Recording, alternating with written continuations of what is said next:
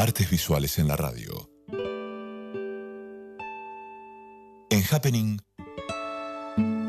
una columna para ver con los oídos.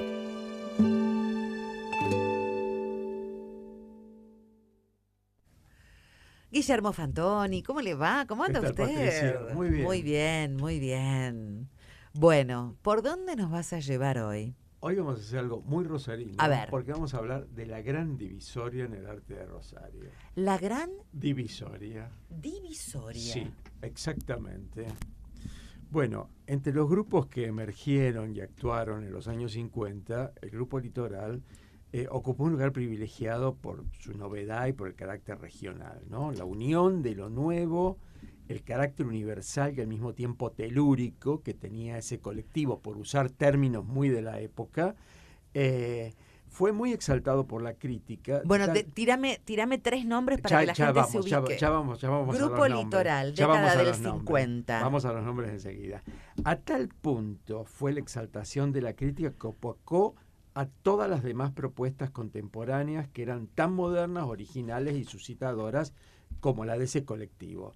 Las figuras que lo componían eran Gambartes, Grela, Garrone, Uriarte, Ottman, Herrero Miranda, Pedrotti, Mintuncerva, Yacaglia, Ludueña. O sea, un colectivo importante, con gente de diversas generaciones, pero todas figuras más o menos maduras en ese momento, que por lo general venían de experiencias anteriores, una experiencia que se fue aquilatando con el tiempo y que en gran medida eclosionaron, se expandieron, se dimensionaron en esos años 50.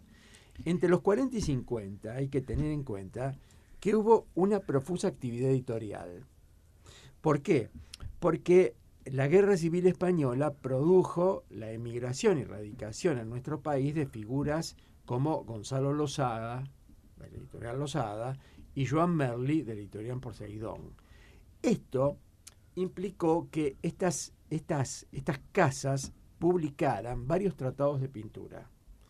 El de Leonardo da Vinci, el de Paul Signac, el de Gino Severini, el de Lot, además de las cartas de Van Gogh, las cartas de Gauguin, los textos de Maurice Denis, tratados de técnicas y materiales de la pintura, etc. Una cantidad de publicaciones verdaderamente significativas.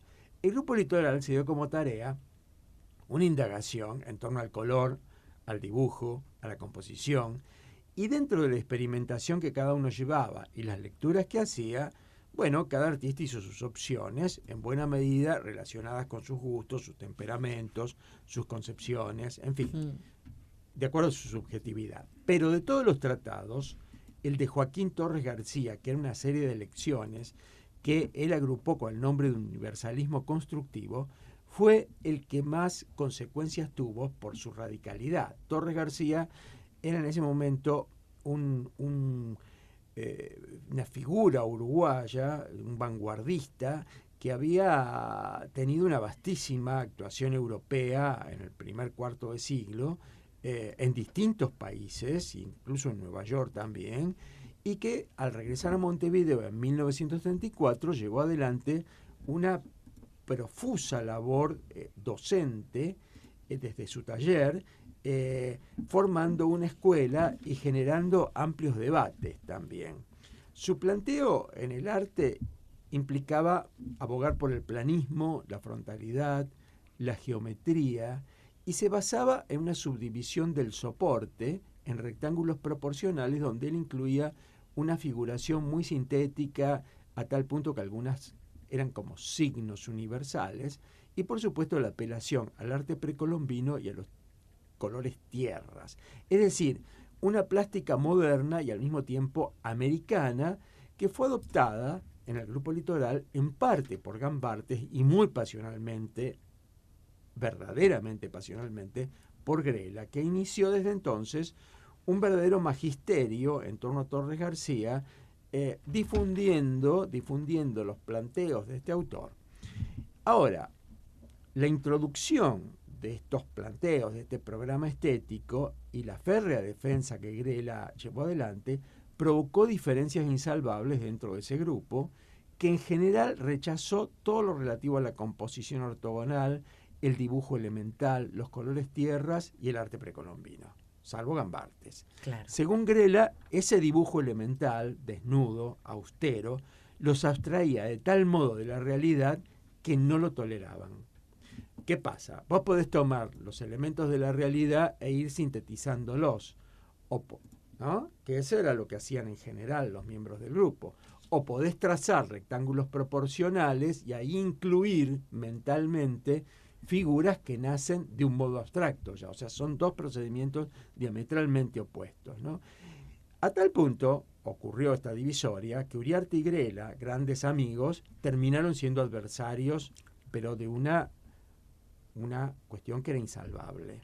Posiciones antagónicas. Ajá. Grela defendía un arte nacional que abogaba por el arte precolombino y Uriarte decía que eso era un planteo que no tenía que ver con nuestra región, donde la geografía pesaba más que la historia. Bueno, en realidad se trataba de verdades o de legitimidades parciales que cada uno esgrimía y llevaba adelante, y digamos, esto finalmente derivó en la disolución de ese colectivo que duró prácticamente una década.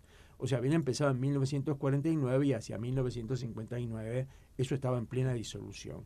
Lo notable es que esa rivalidad después se trasladó a los espacios donde trabajaban y a los alumnos y discípulos. Uriarte, Herrero Miranda, Ottman en la Escuela de Bellas Artes y Grela desde su taller independiente en el barrio de Arroyito. Uh-huh. Es decir, un hecho que afectó al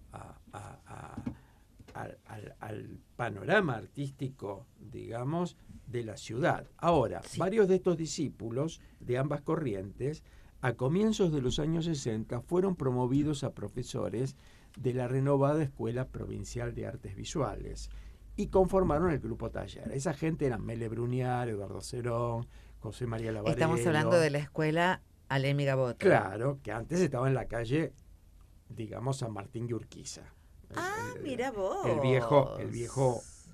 vieja escuela estaba allí. La Escuela de Artes Visuales. Claro, que tuvo inicialmente sus profesores eran los de la primera generación. Y ahora entra toda esta camada, Mestoy, Marta Gasparri, Marta Bauman, Jorge Martínez Renseller, bueno, toda esta gente que era discípulos de los miembros del Grupo Litoral y conforman el Grupo Taller, un grupo que en cierta medida recogía una herencia prestigiosa y suturaba esa línea divisoria, ¿no?, dentro del arte de Rosario. Algo que volvió a suturarse ya más fuertemente cuando discípulos de Grela, por un lado, y discípulos de Uriarte y de Herrero Miranda, expusieron juntos en la Plaza 25 de Mayo en octubre de 1965, dando lugar al surgimiento de la vanguardia de los años 60, donde ambas líneas se unen nuevamente en un movimiento que va a ser el verdadero relevo, digamos, en cuanto a la renovación estética en el arte de Rosario. Maravilloso, cuánto aprendimos con esta gran divisoria del arte rosarino. Fue una divisoria importante que nosotros la percibimos después de muchos años, seguía de algún modo, tenía sus relictos. Gracias, Guillermo. Gracias a vos. Hasta el próximo sábado. Guillermo supuesto. Fantoni, qué lujo nos damos en Happening y en Radio Universidad también.